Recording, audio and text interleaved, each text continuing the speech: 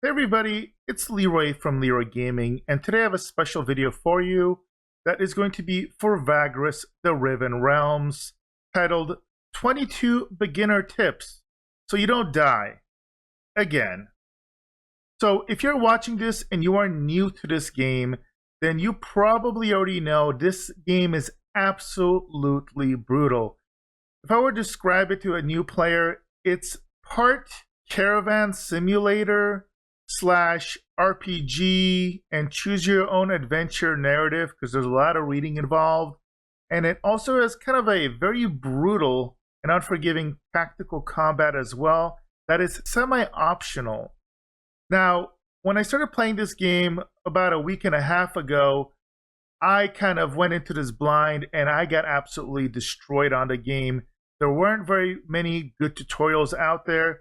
So now, after this time of kind of learning things and picking up some really good tips, I have decided to help you guys out by creating this extensive video. If you follow these 22 tips, I'm going to make sure that you guys start out on the right foot, avoid some of the key mistakes, and kind of get your caravan going, your comitatus as they call it, your caravan traveling party. So do join me for this video. If you're new to my videos, do note that I have extensive timestamps, so if you want to come back to this video after watching it and find a specific tip, you can use those timestamps to navigate the videos. And as always, guys, if you enjoy my coverage of RPGs, looter shooters, and unique games such as this one, make sure to like, subscribe, smash that notification bell, and more than anything, drop a comment and let me know what you like and what you would like for me to cover. Now, without further ado, let's go ahead and jump in and take a look at my 22 beginner tips for Vagrus the Riven Realm.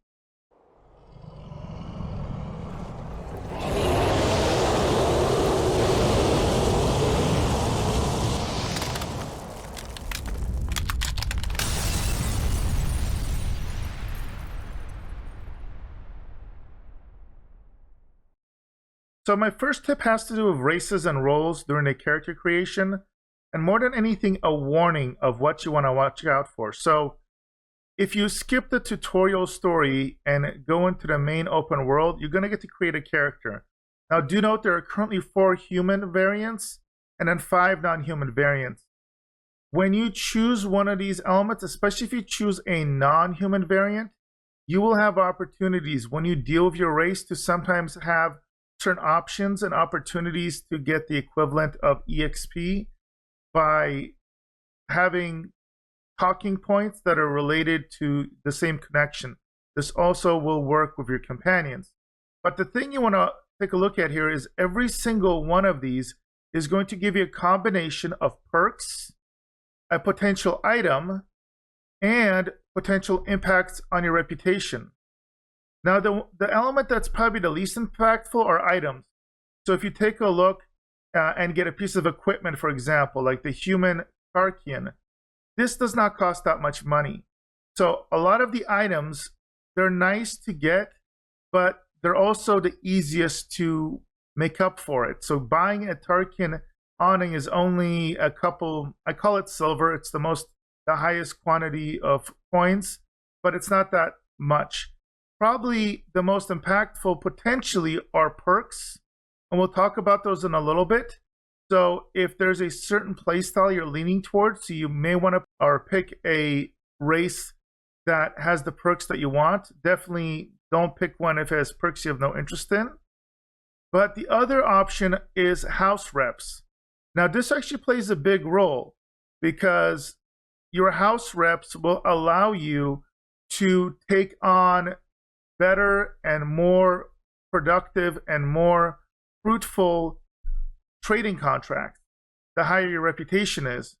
And some of these, like the human imperial, are going to have multiple positives, and you can mouse over them, tell you the type of trading they do, and some of them will give you negatives. If you look at half elf, for example, it has -15 to 3 of them, versus a human imperial had +30. So this can make a difference on how you're going to play. So overall, I would say that when you're making your racial choice, it's not going to be a huge impact, except that make sure that if you're going to have a positive or negative reputation, that aligns with you. And then it's a bonus if the perks align with your strategy. Now, the same goes here for your background, because again, if you take a look here, you're going to have certain bonuses to perks again, and you would want this to align with your playstyle. You will sometimes get a bonus like +1 fighter, for example. That is not nearly as big of an impact. They're very, very cheap. +1 resourcefulness is a big deal. If you like adventurer, you only get 2 resourcefulness to start with, and even getting +1 resourcefulness is very expensive. This is way more impactful than just a singular perk point. So that's something to keep in mind. You will also notice that some of these will give you reputation boosts, so that can give you a jump start. So that's really, really good. But the other elements like +15 brass, this is a type of currency. I wouldn't put too much behind that. And even items like good quality tools, this is something I wouldn't value as much. You'd mainly want to pick this if you like the perk and you like the reputation bonus. Now, I will say there are 2 that stand out for very specific roles. If you're going to be big into slaving, House Darius is a slaver house, and initially you're going to have trouble finding missions for them early on. So having this plus bonus is big if you want to be with them. And having some free slaves in the slave cage is a decent little combination. Again, these are not that expensive, but really if you are going to be leaning heavy on slaves, I like picking slaver mainly because this gives you a really nice bonus to the Darius reputation. The same goes if you want to lean heavily into the interactions with the churches. So there's 2 main church factions, and Imperial Priest is huge because +70 to each of the reputations is a lot early on and can help you get into that second tier of contract much quicker. And then finally, you have your calling. And again, the big thing here is there's Trader, Mercenary, and Explorer. And the default one I normally recommend is Trader. You're going to get plus reputations, which is big. All of the other elements are pretty decent to get you started. Mercenary is supposed to lean you into being more combat heavy, which is something I do not recommend as a beginning player. It's very difficult to be profitable and survive as a mercenary. And honestly, Explorer is the worst of the bunch. This is also very, very difficult to get started with as a beginner to be profitable. It can be very confusing to be financially successful as a quote-unquote explorer. So the Trader, because of its bonuses to rep and some of these extra elements like an extra storage equipment, is really nice, as well as you have a nice balance of extra slaves and workers, which is not bad. All right, my second set of tips has to do with vital perks for survival. Now, these are going to be perks that you're going to need to have covered across yourself and your companions, and we'll talk a little bit more about your companions in a little bit. More than anything, to get started, you want to lean more towards the profession buffs. We're going to talk more about authority, but authority is going to be big. However, I normally don't start with this because it's really expensive, using 4 points just for one. I normally will get that rather early in my playthrough. Resourcefulness is going to be important, but notice it costs 8 just to get up to 4. So again, I tend to get this later. What you want to get covered as when you're starting out are any buffs that are primarily going to help you with hunting. So there's one literally called hunting. You cannot go wrong having points in that. Beast lore also helps you out in hunting. Now notice there is going to be an increased insight, and insight is EXP basically. Cost, so getting one of these tiers is 1. The second one is going to cost 2, and the next one's going to be 3. So you have 10 to start with. So you can go really heavy into beast lore and hunter early on so that you can get a lot of supplies when you hunt, when you're traveling. The other way of getting supplies as you travel that are going to be a big key to staying profitable and surviving early on is by buffing your survival skills. So this is going to buff your foraging chances. So herb lore is one of them. The one that quite literally is called survival is another one. Those two do stack to increase your foraging chances. And the final area where I recommend having at least 1 point in, maybe 2, is evaluate. So this allows to increase your appraise settle chances. This is going to improve the accuracy of the price checks you have at all the different settlements. And because this is primarily a trading game, this is a stat that you're going to want to have covered. So those are basically the beginning stats that I highly recommend pumping. Everything else early on is going to be thematic and a nice bonus, but not necessarily need to have. Now, the next tip is that perks don't stack with companions. What do I mean by this? Well, this is your character, and you can get any of these stats, but your different companions will have a select list of professions that you can get perks from. And let's say that you have Hunter 3 or Hunting 3, and one of your companions has Hunting 2. Those do not stack. You're not going to get Hunting 5 from having Hunting 3 here and Hunting 2 from them. So what this means is that you kind of want to plan as best as you can. And if you're going to have a companion that's going to be doing your hunting, then you can spend your insight, your EXP, somewhere else. Now, I made this mistake early on thinking they stacked, and they clearly haven't been stacking. So do keep this in mind when you're planning. Now, later in this guide, I will go over the very first 4 commonly found companions. So we'll go over what kind of builds they tend to specialize in. So if you can watch this video before your first playthrough, it will help out, or before your next playthrough, it will help out as you can kind of plan how you want to specialize yourself versus your companions. Okay, tip number 4 is how to get insight, aka EXP, fast and easy. So in the game, you're going to have 3 main ways you're going to be getting this insight or EXP. The most important one and the easiest one to predict is going to be traveling to different points of interest. Now, this map is gigantic, and you're going to start down here, but as you go around the world, anytime you go to different locations and towns, but also other points of interest, such as, for example, like here, Ventilium as an example, anytime you go there for the first time, you will get this insight. So if you're traveling around and you are just coincidentally near a point of interest, go ahead and jump in there, even if you jump out right away, because you will never know when you can get some extra insight, and it can all add up. Another major source of insight is going to be completing quests. So doing different contracts and quests can give you insight.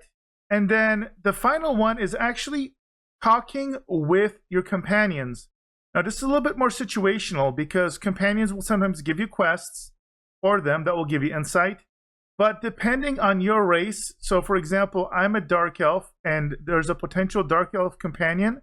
If you talk to that Dark Elf about your mutual heritage, you'll get insight just for that talking point. So there's lots of these hidden throughout the game, and it can add up. Considering the vast amount of ways that you can invest insight, this is really important. So if you use the golden rule of making sure to hit all your points of interest as you travel, you're going to be pretty good. And then make sure when you do have companions, exhaust their conversations. Everything else will come naturally. My next tip is emphasizing the importance of your deputy limits. And your deputy limit has everything to do with your authority level.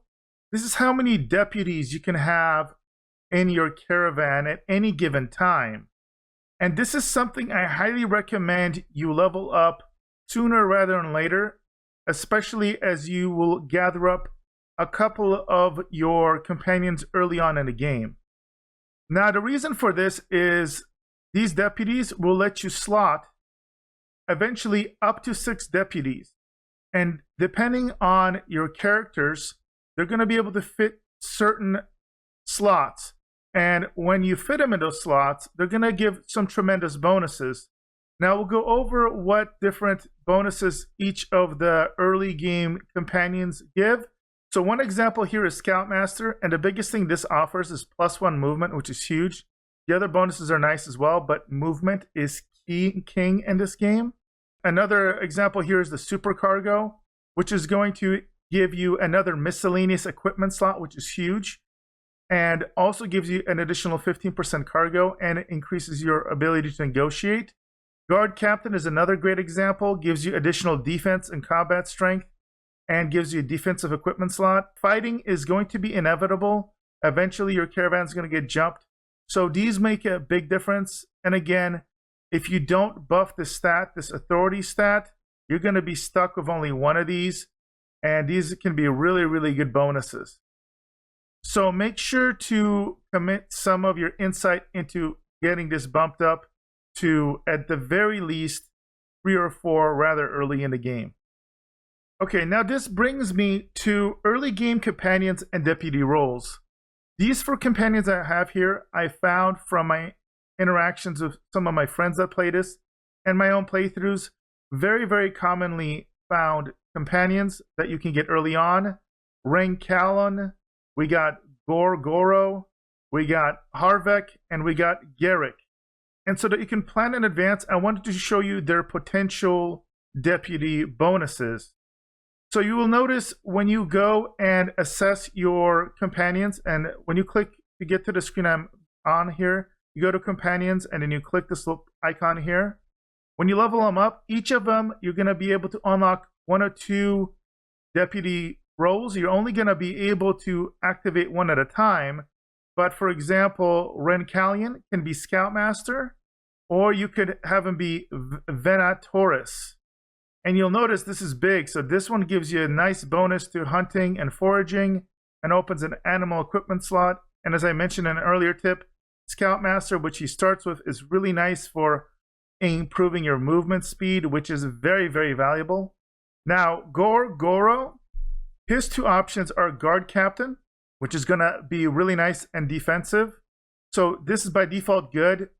The other option is Marauder Prime, and this is more about buffs when you go on the offensive. So if you play a mercenary playstyle, or if you're just going to choose to attack as opposed to only defend. For beginners, I greatly recommend Guard Captain, as I'm not big on pushing aggressive actions early on in the game. Now for a Harvek, which is the next early game companion, you have Slave Driver, which is amazing if you're going to lean heavily into slaves. So +50 discipline keeps your slaves in line, and also opens up a miscellaneous equipment slot, which is pretty versatile. He is also an option to get Guard Captain. So if you do now want to lean heavily on slaves, you can use him as Guard Captain, and then you could have chose, for example, Gor'Goro to choose the more offensive buffs if you wanted that combination. And then the final early game character is Garrik. Supercargo he starts with, and you can't go wrong with this. Opens up a miscellaneous equipment slot, extra cargo capacity, and +10 to negotiate. Can't really go wrong with that. And he also has, like Gor'Goro, the option to pick Marauder Prime. All right, next I want to go ahead and take a look at Renkailon a little bit closer when it comes to looking at his potential perk options, because as mentioned in the earlier tips, these perks do not stack with your own personal perks. But let's say if you're going to plan to have Renkailon in your group, you want to see what he's good at. So for example, it's very easy to get Skulker. He'll have Skulker for increasing ambush chance, and this is if you're going to be aggressive. You can also get Tier 3 Survival, so you could potentially get this with him and not have to get Survival yourself. Same with hunting. So let's say you wanted to have him be your hunter and survivalist to help you with your foraging and hunting. You can get that. Notice he also has Tier 2 of Beast Lore, as well as Tier 2 of Herb Lore. So you can get your hunting and foraging buffs through here quite easily. Do note, however, that he is limited to Tier 2 on Beast Lore and Herb Lore, while you can get Tier 3. So you may very well, if you are min-maxing, for example, stick with hunting and surviving on him. And then for yourself, you could get beast lore and herb lore if you want to min-max. The next character we want to take a look at his perk setup is Gor'Goro. And he's not going to have nearly as many options when it comes to profession perk points, but he can be a good support option for survival. You'll notice both of the first two characters had tier 3 survivals. So even though a lot of people pick this up on their personal characters, you can easily get this buffed. But he's also really good at maxing out intimidation. This is really big if you are going to be having a slave force. So if you're going to be a slaver or have a lot of slaves, you have to deal with slave workforce discipline. And if you kind of bump up his intimidation level, it's going to help keep him in check and just have your overall workers stay in check. So that is a very viable buff for him. Otherwise, you'll notice he's big on combat. So if you're going to be focusing on either the strategic combat throughout the game, or if you want to go into the arenas, and there is an arena where you go solo, then this is the character for you because he can get some crazy buffs to his survival status. And when it comes to solo arena fighting, you really can't beat him. All right, next we'll take a quick look at Harvek. And so for Harvek, he's interesting as well. He can get intimidation level 3 like Gor'Goro. And because he's a bit of a more unscrupulous character, you can combine con scores for being to effectively lie and swindle with intimidation, for example. He can also do skulker for ambushing, as well as survival. You'll notice survival seems to be a pretty common area that a lot of the characters can have. But what I would say is for him, because he's kind of roguish, you can very easily specialize him in con, intimidation, and skulker. And this is going to help you jump people, ambush people in combat. It's going to help you lie. For example, if you need to lie about having contraband to the guards. And you can also intimidate your workforce as well. So that's a nice setup. He's pretty decent in combat as well. And then finally, we have Garrik. And so if we look at Garrik, he also has a ton of skill options here. So you can build them in a couple of different ways. Now, you can build them very roguish. By that I mean, again, you can do swindle people with the con element. It's there. You still have skulker you can get to level 3 for ambush. As all of them, pretty much, it seems like he's got the survival. But if you're going to be doing some other elements, for example, if you're going to be a miner, well, you can get prospecting with him. Evaluate is great. So if you're not going to pick up Evaluate for yourself, something that I do recommend, this is great. Engineering is pretty solid as well. It's another way of increasing the effectiveness of your slaves and workers. And the other beginning kind of characters do not have this option. So you can help them out that way. Now, do note that you do not have tier 3 of Intimidate. So I could see you getting Engineering tier 3 here and have one of the other characters get Intimidation tier 3. He can also pick up buffs to Alchemy, and Alchemy helps with your healing, which is a big deal as well. All right, now the next tip is on how to make money. So there are 3 ways that you can be primarily in the early game profitable. There are 2 direct ways when it comes to being a trader, and there's going to be 1 supplementary way that you cannot underestimate. So the direct ways are going to be doing trade routes, it's going to be doing escorts, and then the supportive area is going to be hunting and scavenging to get supplies, which will directly help you be more cost effective by lowering how much money you have to spend on supplies. Now, assuming you are a beginner, the biggest thing that you're going to probably focus on is trade routes. So whenever you're in a town, there is this tab here, which has to do with your faction interactions. And there are 2 types of missions that are initially available for you. The trade routes, which is the little money bag here, and then the escorts. Now be careful early on when you have a small caravan, stay away from the escorts because you are guaranteed to get in a fight and these don't make that much money early on, and you are almost guaranteed to lose units. So you'll sometimes lose money, or at best case, break even in a lot of scenarios. The trade routes, on the other hand, there's two things you need to keep in mind. Number one is whether they are legitimate goods or contraband. So you'll notice here, when you look at this one, this tells you you need 2 free cargo slots. That's what this little cube is on the number 2.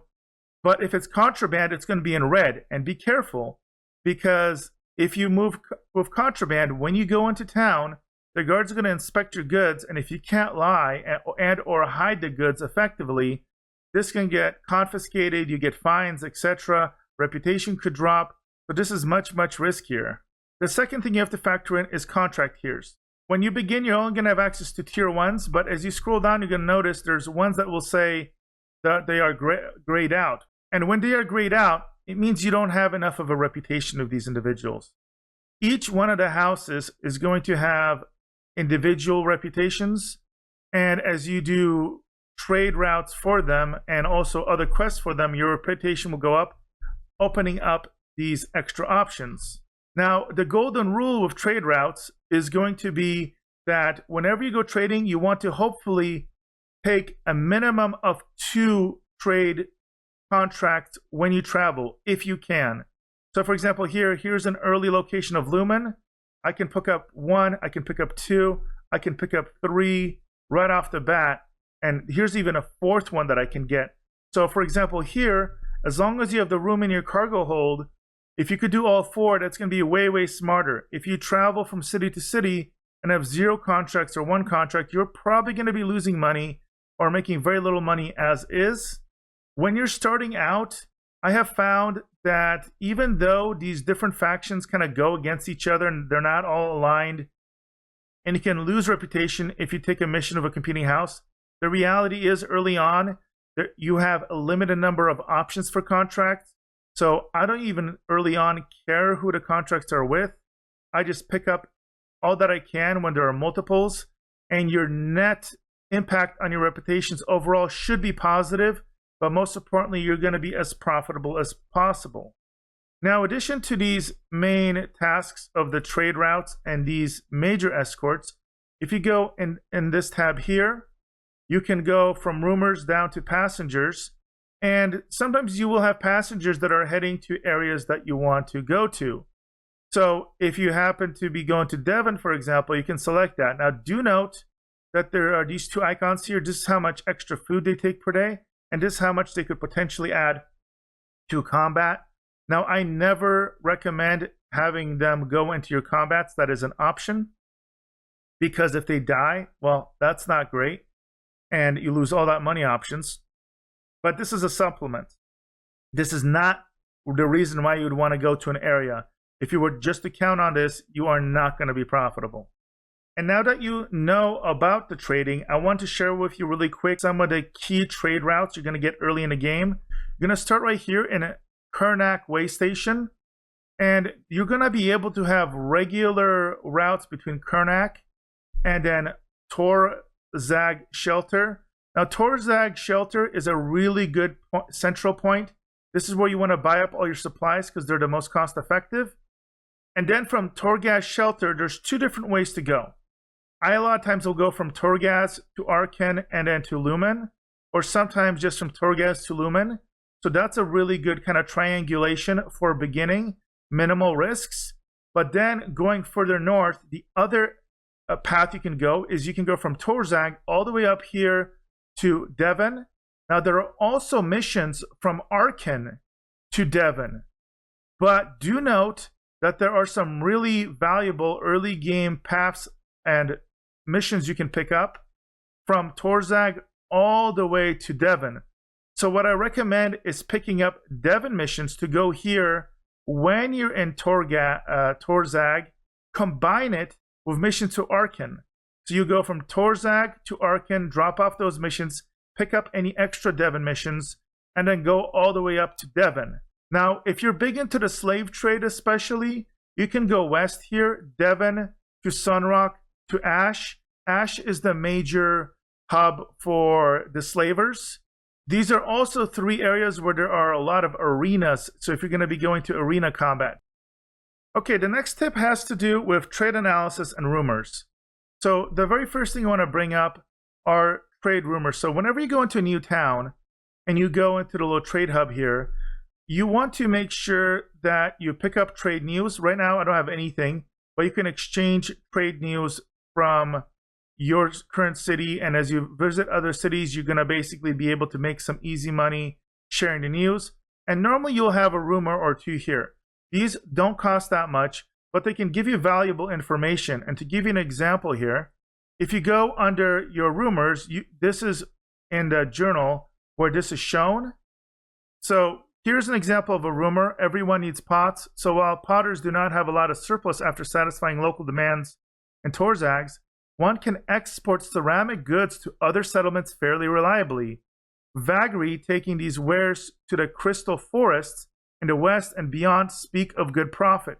So this is basically telling you, hey, buy up pots and ceramic goods in Torzag and take them out west. You're going to find various rumors like this, and you can reference them here in the book. Now, speaking of assessing profits, the way you look at this is in the trade history menu, and you see that up here as I'm mousing up. You click on here and you see these goods. Now it's sorted by highlighting your current location, and then you can see all the other locations you want. Now you can look via all the different tabs or do everything and look at alphabetically, and what you care about is comparing your buy price. So that very first, this is how much you can buy for, and then you care about how much you can sell it for. Now, do note the price date. These will fluctuate. So I haven't been in Karnak Way Station for 137 days. This may be outdated. So keep that in mind, but this is a good way of estimating how much it's going to sell for.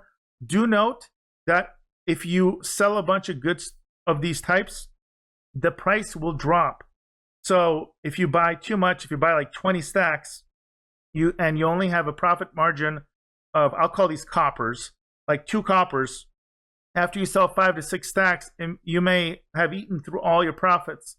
So be careful not to overbuy if your margins aren't that crazy.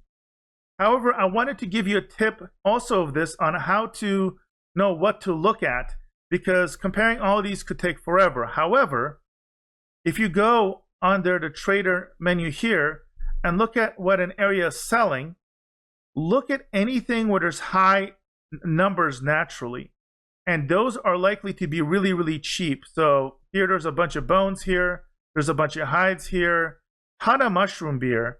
So chances are when you see like 200 or something, this is probably something that's going to be really cheap here. Then you can say, okay, I have mushroom beer. This is 9 of the lowest tiers. So you can go in here and then literally look up mushroom beer. So you'll notice here we can buy it for 9 of this lowest currency, and you can sell it for 1.4, 1.2. So this can make you a decent profit. It's like a 50% profit if you sell it to Valaris, for example, here. And you can look at the different locations. So that's an easy way to check that. You will also see on the lists, it will have other descriptors, like it'll say obsidian blades. It tells you this is contraband. Be careful, you cannot sell contraband directly to these vendors. There are areas within the actual cities. There are certain people you may unlock or find, like in the Undercity, that may buy limited quantities of contraband, but be careful. Contraband can be a little tricky. Additionally, you'll see sometimes it'll say in demand. So if this says in demand, you know they're going to pay top dollar. So that's another nice cheat way. So you can jot this down for yourself. Okay, marble, where am I? Remind you you're in Torzag. You know they need marble. Okay, the next tip has to do about understanding slaves and workers. Now, at their core, they fill the same exact role.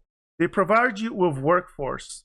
And workforce is important because for all of your beasts of burden and mounts, for example, that carry your goods and carry your cargo, you need some form of labor. The difference between the two is that when it comes to slaves, they cost no upkeep, but they cost more to buy and hire, while workers have upkeep, but they do not cost anything to hire. So for example, you'll notice, and I'm going to keep calling this copper But notice you have a one-time cost here of 7 copper, 5 of the slowest amount, while to hire a worker, it's just 0.1. So it's going to take you some time. So for example, because this costs an upkeep of 1 a day, it will take you at this cost 75 days to break even on a slave at this cost. And then it's going to be a pure profit. You also have to be careful because there are some debuffs that we'll go over related to slaves as well. So you need to make sure you have ways to keep them in check. Now, both can be armed if you need in combat, even though I don't normally recommend it. The other difference is that slaves, you can discipline them. And this is going to get their obedience up, but negative things can happen as well. While there's no way to discipline workers, you simply need to make sure that they're being fed, make sure that they're getting paid, and they'll be fine. Okay, next I want to explain to you the difference between mounts and beasts of burden and the 2 types there are. Now, mounts have a dual purpose. You can use them for carrying goods, but notice their cargo capacity is 7, which isn't that much compared to a beast of burden baseline that's 65. Or you can mount them with fighters to increase the offense and defense of your caravan. Do note, when you create an outrider by combining a mount with a fighter, this is going to subtract that carrying capacity. You either get the offense and defense buff from the combination, or you get the carrying capacity. Now, there is also an option for a different type of build to mount up. This is not a beginner tactic, but you could theoretically, if you have enough mounts for all your crew members, your companions, passengers, and yourself, and you do not use Beast of Burdens, you can mount everybody up and you're going to move a lot faster. And obviously you're going to be much more offensive and defensive. But this is not good for trading. This is mainly going to be more of a mercenary playthrough and kind of a raider. Now, I also want to point out there are technically 2 different types of mounts and beast categories.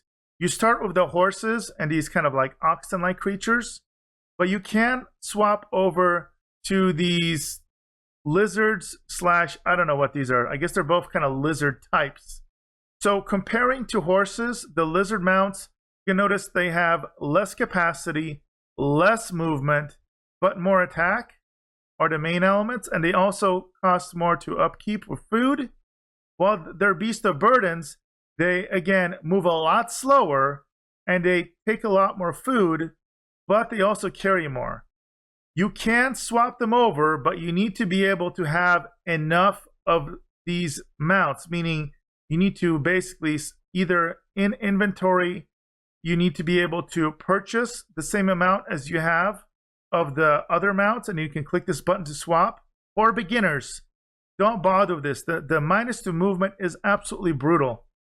So my personal recommendation, stick with the normal horses and these oxens. You're going to get plenty of capacity and you're not going to have the negatives to movement. So next we're going to talk about scouts and fighters. Now, both scouts and fighters are considered armed units. They're going to help defend your caravan, with obviously fighters being much, much more effective. Now, you can also combine fighters with your mounts to create outriders. The big difference here is you sacrifice some carrying capacity for a significantly higher defense rating when you're fighting, and also a boost to offense, but really it's a defense rating that helps out. Now, they both play a very, very important role because scouts are going to help in scouting, which I actually don't do that much in this game, but they are the units that do all your hunting, which is critical. And hunting is how you're going to be getting supplies outside of buying them. And considering that when you're out in the wild, some of those smaller settlements charge you a crazy amount for your supplies, being able to hunt your own foods in the wild, as we'll discuss in a future tip, is going to be critical. So having a good amount of scouts is really, really important. Now you'll notice if your fighter numbers drops too low for the size of your caravan, and the size of your caravan is calculating everybody in it, your scouts, your workers, your slaves, your mounts, your beasts of burden, you're going to get a debuff, which is going to bring us to the next tip. So the next tip is understanding Caravan rules, basically limits and debuffs. So this game has soft caps for the various units. And if you go too high on any given unit, it's going to cause some problems. So slaves have a unique debuff, which is called conspiring slaves. So once you have a certain amount of slaves, you're going to get this, and they could basically rebel against you, and there could be some negative events. The way you control this is by having perks that help with this. Intimidation, for example, and also if you have companions that fill deputy roles, such as the slave driver, that will help you with discipline. So workers are part of the crowded camps problem. So while they don't have the same issue as conspiring slaves do, the reality is they are going to count towards your overall size of your caravan, and eventually you're going to get this crowded camps debuff, and this will sometimes cause your morale to drop. And this is just unfortunately something that's almost inevitable unless you have some specialized build where you keep your caravan small and maybe you're just doing combat, for example. Now, fighters, on the other hand, have the partially defended issue. So if you don't have enough fighters to compensate for your scouts, workers, slaves, etc., this debuff will pop up, and this is a big problem because it's going to limit your resting options. And let me show you what that looks like.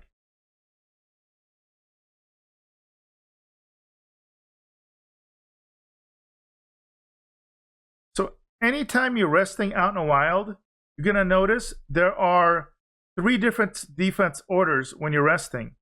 There's post no guards, which you should never do because you get a -1 obedience, -1 morale, high chance of ambush. There is the post guards, and this is something you can do even when you don't have quite maxed out guards and fighters. But the problem is you're not getting any positives. What you really want is you want to be able to have post guards.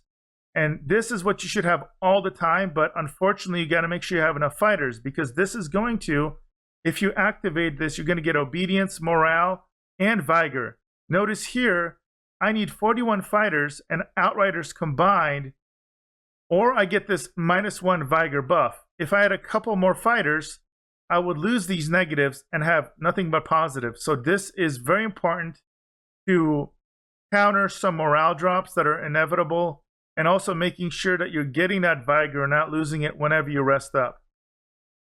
So the next step I want to give you is about armed unit limits and towns. Inevitably, as you are kind of growing your caravan, your crew is going to increase. You're going to need more slaves and workers to deal with your beasts of burden and mounts because you want to carry more cargo. That in turn requires more fighters to protect everybody, and you're going to want more scouts for hunting.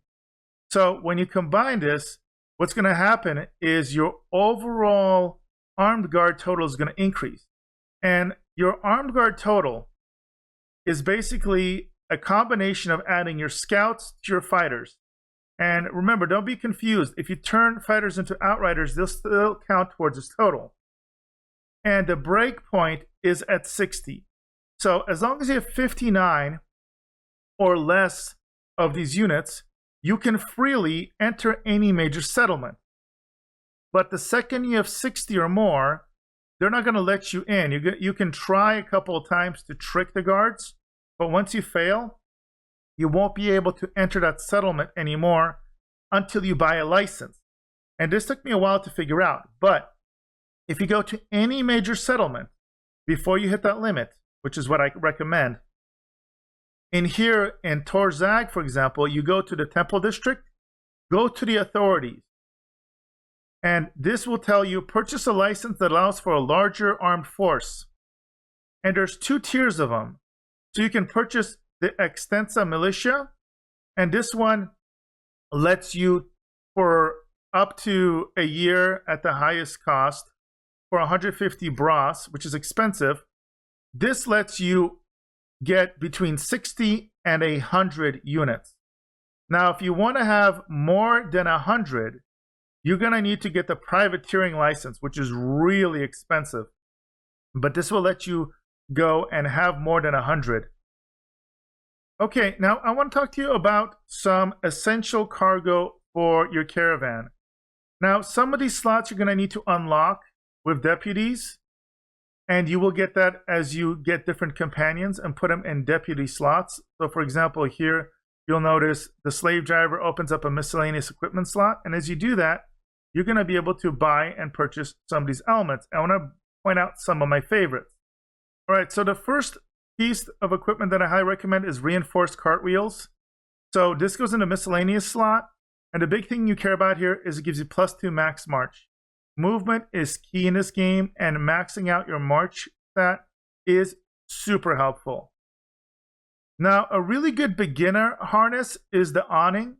This is going to lower the consumption of workers and slaves by 20% and 10% respectively, and this is how much food they eat. Now, this is more useful if you're going to be going heavy worker and not as many slaves. If you're going to have a lot of slaves, then I would say this is not as effective, but it's cheap and you can get it early. The other harness that could also go in a defense slot is protected harness. This is huge. -10 consumption on your beasts of burden, and those take up a lot of resources as far as food, but it will also give you +2 to mount defense, outrider defense, and beast defense, which is really, really big. You're more likely to survive combats. So this is very, very helpful. Another go-to that you will either get for free early on or you can purchase pretty early is extra storage. And so this is basically +7 beast cargo. And so again, because this game is all about trading or majority about trading, more storage is great. And again, you can get this relatively easy. And then the other equipment that I find super helpful, and what's nice about this can go under animals, miscellaneous, or offense, are hunting animals. What you mainly care about is it gives you +10 hunting base chance. This is huge.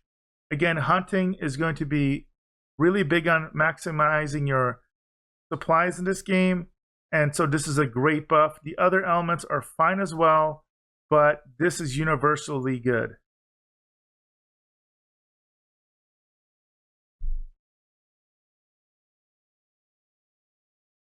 Now, there are plenty other situational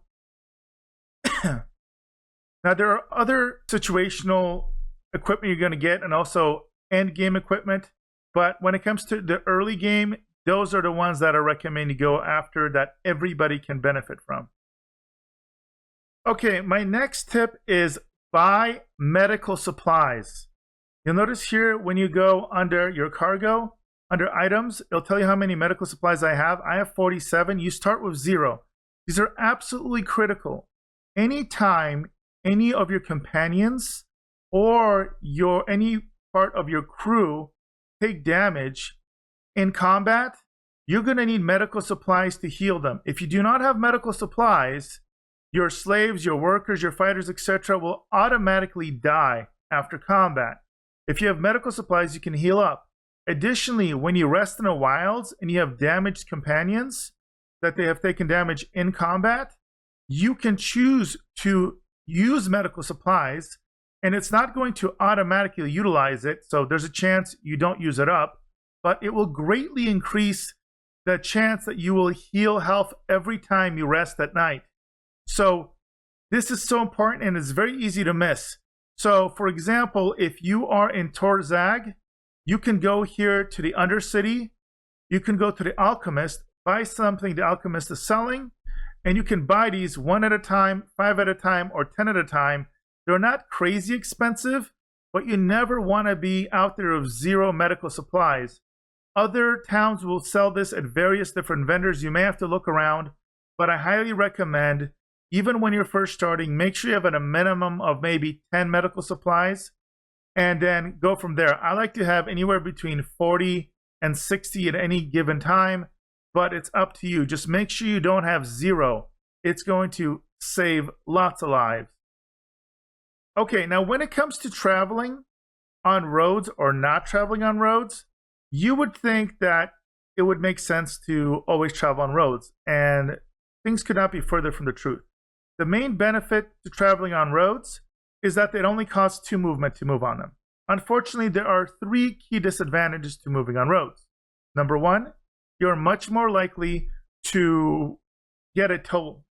So if you're traveling on roads, and sometimes it's inevitable, you may randomly run into a toll requirement, and you're either gonna fight or you're gonna pay these tolls, and they can be very expensive sometimes. Number two is that there are bandits and specific groups that literally prowl the roads, and they're looking for caravans to attack. So you are risking getting attacked.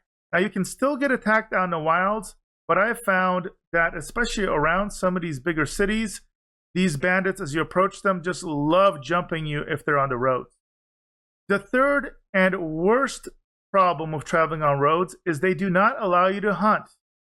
And hunting is how you're going to get the majority of your supplies in this game as your caravan grows. So let me give an example. If you move out here, I'm no longer on the road. You can click on camp, and notice now you can hunt. If you were on a road, this would say 0%. And check this out. Now, granted, I have 40 hunters, but this gives me a 43% chance and potentially an extra 12% chance to get up to 562 supplies. You can also, based on my size of slaves and workers, I can also get up to 198 of these supplies from foraging. You can also get other materials. So here's an example where I failed hunting, but I still got 45 supplies. I had a critical success for foraging. I got 163 supplies and also 7 herbs that I can sell. Here's another example. Here's a critical success while hunting. 490 supplies. That's huge. That's like 2 days of supplies or more, depending on the size of your caravan. I also got some hides, I got some bones, and I also got morale. All these elements would not be possible if you were traveling and resting on roads. Combined, there have been times where I've hit both of these and gotten about 700 plus supplies. And because supplies can be so expensive, you simply do not want to be missing out on this. And this brings us to how to rest correctly. Now, this will depend on your caravan speed, but there's 2 things you need to factor in when resting. You want to look at your movement, because if you rest with excess movement, so there's the yellow here is normal movement, and you can do forced march. So as long as you have at least 2 surplus movement, and in a perfect world, you would want to, for example, use 7 out of 9, you can go to rest, and notice the cost for this will be -2 movement, which is great. So this is an optimal way to hunt and rest. Now, the other way to do it is you can, of course, use all your movement or even go into the negative and use the forced march. But let's just say we use 9. This uses all our natural movement. We're not going to get any negative effects from using forced march, but you will notice here it is a -1 vigor cost. And so as long as your vigor is fine, like for example, if I have 4 or 5 fatigue, I have no issues with this. I don't like being at 3 because it's going to drop this to 2, and you can get some negative bonuses that are pretty bad. You'll see already at fatigue, you get minus movement, max march, combat, and defense strength. So you don't want to be at 3. You definitely don't want to be at 2 or 1. So in this case, I should have just gone to a 6 or 7 out of 9 and rested then. But in a pinch, when you're running out of food, you may still have to do this. And notice this worked out with the hunting. But now you'll notice my fatigue, in this case, I got lucky. It only stayed at 3, but this could drop even more potentially. So you want to alternate. Sometimes you want to have a surplus here, so you're recovering your max energy. Sometimes you could use all your movement and get a little bit of a penalty. And then the least efficient would be like this. Notice in this scenario, I have no negative positive movement. I also have dipped into my forced march. And let's see what happens to our fatigue here. So in this scenario here, because we have this negative element and we're trying to hunt, we get this minus vigor. We're ending the day. And notice we just dropped 2 levels. We are now exhausted. So even though we had really good hunting, you would only want to really be doing this scenario if you're desperate for supplies. You never normally want to have both negatives when it comes to your forced march, as well as having no normal movement point. And my final tip is that it's okay to save scum. So this game will save your game automatically after every day. And there are so many RNG effects here. So for example, I just finished resting and I got jumped. Now, I can win this without issue, but you may get horrible RNG and have something where it says your fight chances are like non-existent. And you will get completely wiped out, and even if you try and flee, it's not going to work. In this case, just reload. And you could do the same rest, and chances it won't happen again. This game has so much randomness, and it is so brutal that don't feel bad if you get a really, really bad event to reload. It is very possible that one event could kill your entire run. And if you've been playing for hours upon hours, that's going to make you extremely bitter. So again, because the difficulties here is so high, I do not frown on save scumming unless you want to go super hardcore, and that is up to you. All right, guys, so that brings the end of my 22 beginner tips for starting out of Vagrus the Riven Realms. If you watched all the way through, thank you. I hope you find these tips helpful for this very, very difficult game. If you like this content and you want to support my channel, easiest thing you can do, drop a comment, drop a like. If you want to see more RPG and looter shooter content from me, make sure to subscribe and slam that notification bell. And as always, guys, thank you very much, and I will see you guys in the next video.